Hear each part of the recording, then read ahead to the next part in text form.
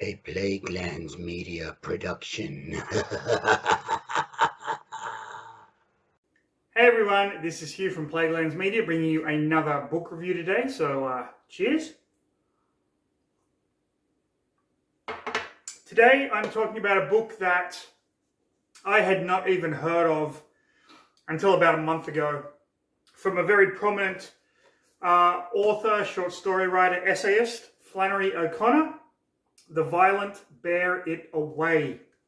The title, of course, coming from the biblical quote, if I can just find it here, from Matthew 11:12, from the days of John the Baptist until now, the kingdom of heaven suffereth violence, and the violent bear it away. Now, Flannery O'Connor, for those of you that don't know, only ever wrote two novels, Wise Blood in 1952 and this one in, I believe, 1960. But was a very prominent short story writer and a writer of a lot of essays. What's interesting about this book is the first chapter actually started as a short story called You Can't, what was it? You Can't Be Less Poor Than Dead? I think that was the title. You Can't Be Less Poor Than Dead, something like that. This is a fantastic book. I thoroughly enjoyed it. It is very gothic in its tone.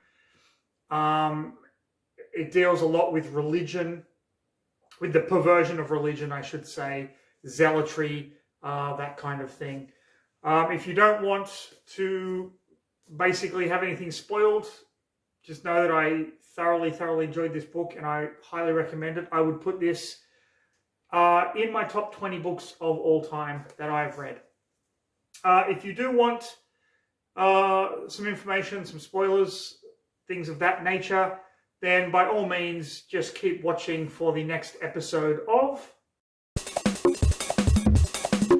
Read a fucking book. Read a fucking book. Read a fucking book. Read a fucking book. Read a fucking book. Read a fucking book. Read a fucking book. Read a fucking book. Read a fucking book. Read a fucking book. Read a fucking book. People. Okay, this book was heavy. This book was heavy. Now, the main character of this book is a 14-year-old kid by the name of Francis Tarwater. Francis has been raised by his great uncle.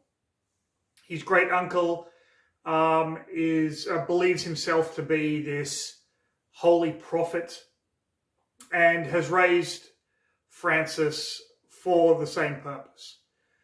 What you find out through the course of this book is that his great uncle that raised him is absolutely batshit crazy. He's been in and out of asylums and has tried to convert other members of his family to his same religious zealotry.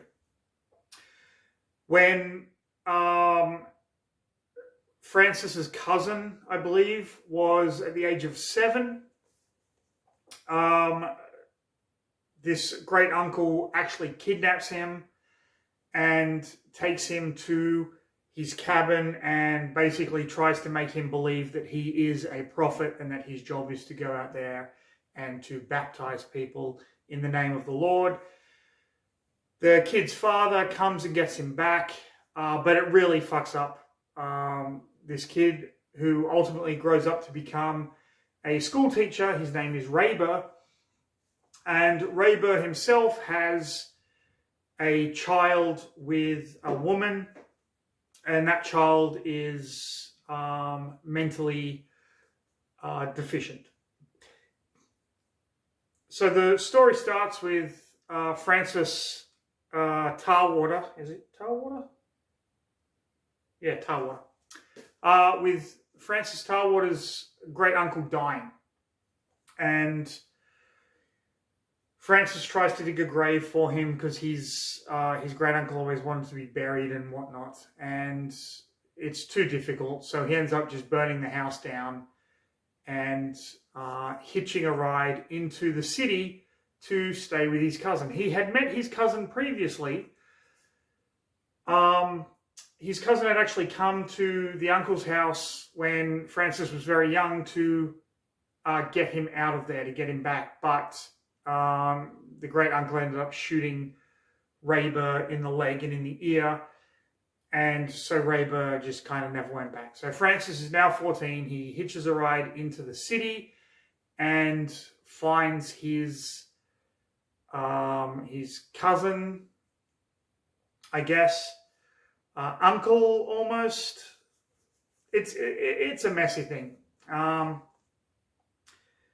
And discovers that this guy has this Down syndrome child. So Rayber, the school teacher, tries to break Francis out of this religious zealotry that he has in his mind. And while this story is going on, we get the backstory of this family, of the great uncle trying to baptize people. We find out that Rayber's sister, who is Tarwater's mother, so I guess that makes him his uncle, but on the back it says cousin. Who knows? That whole family kind of died in a car crash, and Francis was born in the wreckage of that car crash. And Rayber was raising the child until the great uncle came and kidnapped him. So really, Francis was kidnapped from Rayber as a baby, and there was that whole kind of religious angle. We find out that when Rayber's wife discovered that the child was mentally defective, she just left, leaving him to raise the kid on his own. And at some point, he tried to actually drown his own child, but couldn't do it. In the process of trying to break Francis out of his religious zealotry, he decides to take him back to the place where Francis was raised, in hopes of showing him what his great uncle actually did. And Francis, through the idea of baptizing Rayber's son Bishop, ends up drowning the child and killing it, and then he flees. And Rayber doesn't do anything to chase him down. He's just relieved that he doesn't have this burden on his hands anymore, both in the form of Francis and in the form of Bishop, his Down syndrome son. Francis, on the way back to the city, is picked up by a guy who proceeds to drug him and get him drunk, and takes him out into the woods and ends up raping him, molesting him. And then Francis wakes up, discovering what has happened, and comes to this kind of realization that it's kind of like because of the evils that he has done, this has befallen him. And that is where the book ends. The violent bear it away. This was an exceptional read. I thoroughly enjoyed the gothic tones to this novel, and you can actually see a lot of this kind of the themes and the styles and the overtones in books like Knock 'em Stiff, and even in the writings of Joe R. Lansdale, although he has a slightly darker and a little more comedic bent on things. But this was Flannery O'Connor's second and final novel that she ever wrote. Sadly, she passed away in 1964, I believe.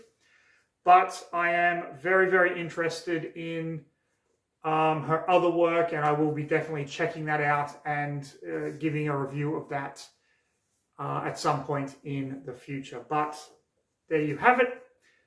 The Violent Bear It Away by Flannery O'Connor. I highly recommend this book. It is a fantastic, if not thematically difficult read if you're into that kind of thing, that kind of Southern style, religious, kind of gothic, noirish. Highly recommend this book. So there you have it.